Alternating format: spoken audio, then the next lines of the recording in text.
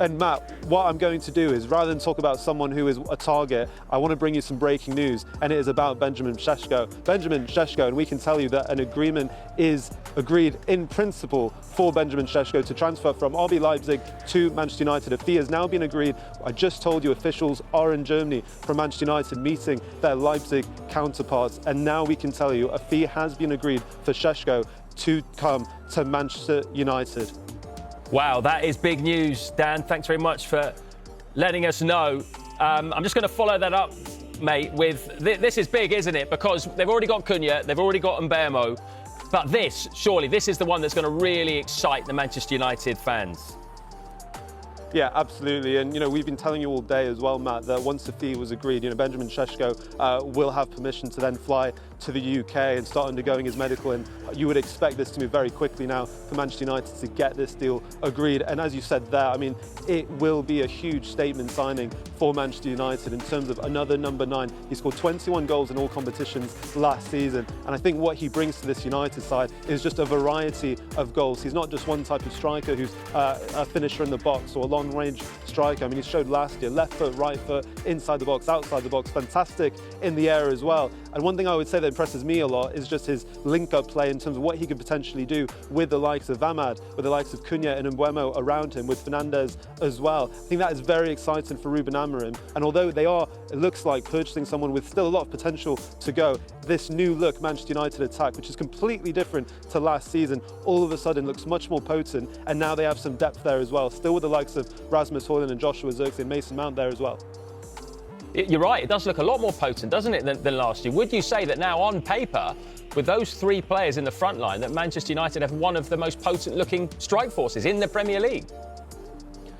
You'd have to say so, Matt, frankly, because they scored 48 goals between them in their domestic leagues last season. And when you consider Manchester United scored 44 between them last season as a team, that is a huge improvement. But what you'd have to say is now going into the season for Ruben Amorim, there is going to be an expectation now to show that improvement in the league, because they've spent just under £200 million now on those 3 attackers alone. And when you consider the experience of Matheus Cunha and Bryan Mbeumo, especially in the Premier League, they have bought that Premier League experience in that sense, and now a striker to lead that line. So very, very interesting developments to Manchester United, and also what I would say is very impressive by their recruitment team as well. When you consider maybe in the last 6 years, we've seen some transfer sagas, haven't we, in terms of Harry Maguire, Anthony, that have gone throughout the window that has led to Manchester United paying some huge inflated transfer fees. But you would say the likes of Christopher Vival, Director of Recruitment, he's had this relationship with Šeško, scouting him at 16 years old at RB Salzburg, then taking him to RB Leipzig, and now it seems he's taking him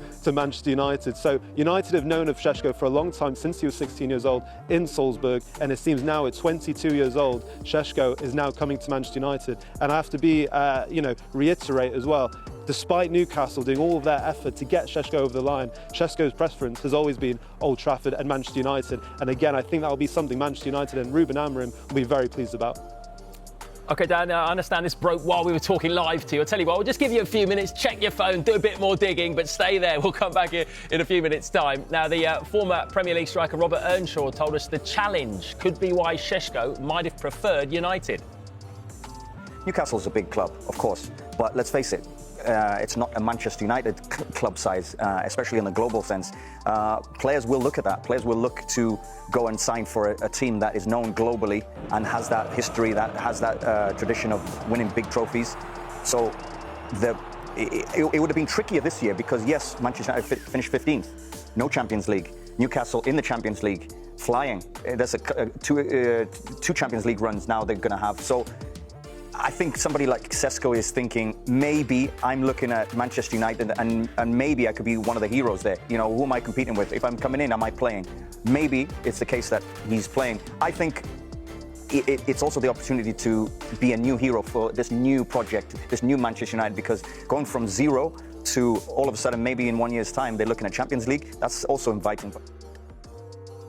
Indeed, under Erik ten Hag, he was the #1 transfer target for Manchester United as far as the strikers go, and for various reasons that didn't come off. Manchester United have had a real shortage of goals.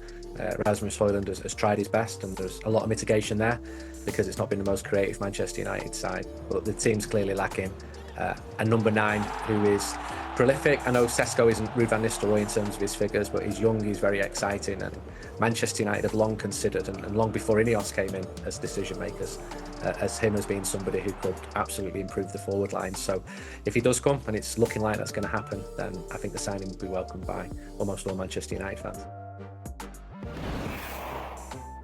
So just to recap, big news in the last few moments. Manchester United have agreed a deal with RB Leipzig for the striker Benjamin Šeško. Let's pick up with Dan again on that. And we mentioned before, they've won and got Mbeumo, was very much in demand. They've won and got Cunha. They've now got Šeško. All of those players really in demand, but they wanted to go to Manchester United. Manchester United made a massive statement in this window after a season that really couldn't have gone much worse for them, but they are still a massive club. Absolutely, Matt. I mean, when you look at how quickly also Manchester United have got these deals done in terms of over a week, well before the season begins, it is pretty impressive work. And when you consider, as you mentioned, they finished 15th last season, there's no European football next season as well. The signings are a statement of intent. And also, I think there is some excitement, for these players coming to Old Trafford to be part of the team, to be part of the story that tries to get Manchester United back to the peak of English football. And when you look at Bryan Mbeumo and Matheus Cunha, and now it seems Benjamin Šeško, they've all attracted, interest from other teams. We know with Šeško very publicly that Newcastle United did all of their efforts to go for the Slovenian striker. They have Champions League football to attract players as well, but Šeško's preference has, as we've always maintained, been a move to Old Trafford. And I think for Ruben Amorim, we've heard from him during the summer series in America, during pre-season, what has made him so happy for these players to come to Old Trafford has been their desire and their want to be Manchester United players. And he feels that connection that they have to the club and want to be at the club. And that, I think, will go very far with the fans. I think that is the music any fan of any club wants to hear for any incomings. And now this attack between Matheus Cunha, Bryan Mbeumo, and now it seems the incoming Benjamin Šeško, all of a sudden there's this new look attack for Manchester United that Ruben Amorim can now get his hands on, and all of a sudden it's a very exciting, potent attack. Yeah, I mean, we're watching all these brilliant goals that Šeško has scored last year in the Bundesliga. He is clearly coming in to be the number one. He's not coming in to sit on the bench. So how about outgoings now for Manchester United, given that they spent so much money as well? And the main one I'm thinking about here is, what about the future of Rasmus Højlund? Yeah, absolutely. I mean, you're right in terms of Benjamin Šeško will back himself to be their number 9, essentially, their starting striker. But also remember, Šeško is also a signing who hasn't reached his potential, just 22 years old, only had a few seasons in terms of top elite European football. So still a bit of growth there to go. But you're right, Matt, in terms of what does this mean for the Manchester United squad in terms of outgoings. In terms of Rasmus Højlund, he's also just 22 years old. And we know that Manchester United may consider offers for the striker, that they seem deemable, that they're happy to accept, but also on the players' behalf as well. But Rasmus Højlund has come out in pre-season, been very adamant that he doesn't want to go anywhere. He wants to fight for his place at Old Trafford. And he also had some reflections as well, though. When he first signed for the club at 20 years old, 2 years ago, for £72 million from Atalanta, that he didn't have much support at that time. It would have been nice to share the load. Well, with Šeško coming in, Manchester United now have 2 young 22-year-old forwards who may find it a bit easier to share the load a little bit. Yes, there's no European football, but they may just drive each other to perform even better. So we'll have to find out in that sense. But we also know in terms of outgoings,